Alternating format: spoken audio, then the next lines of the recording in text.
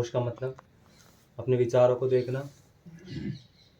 अगर गुस्सा उठ रहा है वो दिख रहा है, जलन उठ रही है दिख रही है, पर वो बेचैन तो कर रही है, दिख भी रही है। जो ऊंचे लोग बता गए हैं होश की स्थिति को, और जो हमारी ये होश की स्थिति है, तो हम तो बेचैन हो रहे हैं, और वो कहते हैं साक्षी होना, तो वहाँ पे बेचैनी नहीं होती। तो हमारा होश और उनका होश एक ही है, या इसमें भी स्तर बाय स्तर ऊंचाइयाँ होती है। और इसमें एक चीज़ और,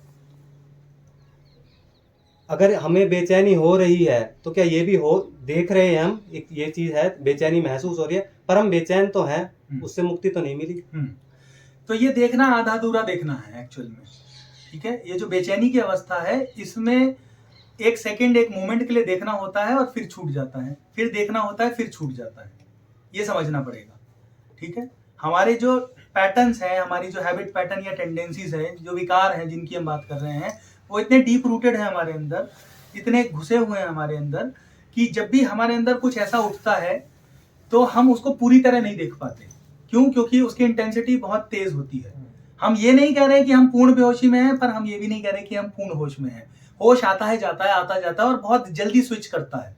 ये अवस्था सबके साथ होती है। उन लोगों ने उस अवस्था को होश बोला है, बेसिकली हम समझे, जहां पे आप कंटिन्यूअसली उस जानने वाली अवस्था में हैं और आप उस अवस्था से हिलते नहीं है। मतलब आपको ये तो बहुत अच्छी तरह पता लग रहा है मेरे अंदर चल क्या रहा है, ठीक है, और चलते चलते आप बेचैन नहीं होते, परेशान नहीं होते, और आप उसको देखे जा रहे हैं, और देखते देखते वो खत्म हो जाता है। इसको होश की असली अवस्था कहते हैं। हम अभी उस जर्नी पे हैं जहां पूरी तरह होश नहीं है हमारे पास।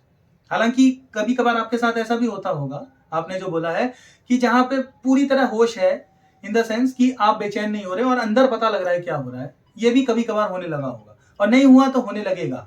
Eight some point in time ये होने लगेगा। At some point in time ये होने लगेगा। तो हम इसको समझे, होश तो वही अवस्था है। दो तरीके से समझ सकते हैं होश की अवस्था को।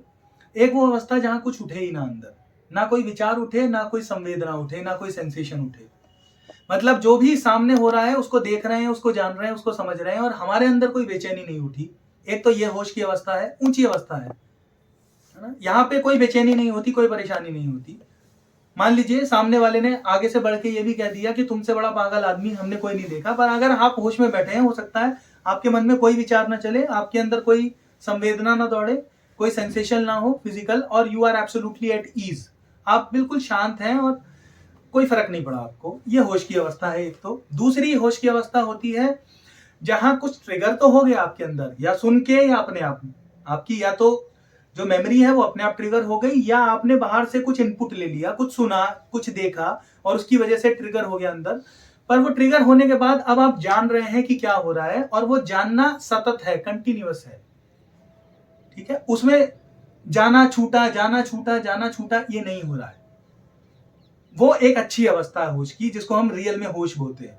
अभी जो आपके साथ हो रहा है, हाँ, क्या जो हम कह रहे हैं जाना छूट, वो हम जान रहे हैं, तो इसमें भी तो बेचैनी तो होती है ना। इसमें बिल्कुल बेचैनी होती है, और ये बेचैनी तब तक बनी रहेगी जब तक उस चीज को लेके अटैचमेंट आपके अंदर पड़ा हुआ है, तब तक ये बेचैनी होती रहेगी। तो पर जब जाना छूटा वाली अवस्था नहीं होती, जानना कंटिन्यूअस होता है, जिस मोमेंट पे, उस मोमेंट पे बेचैनी नहीं होती।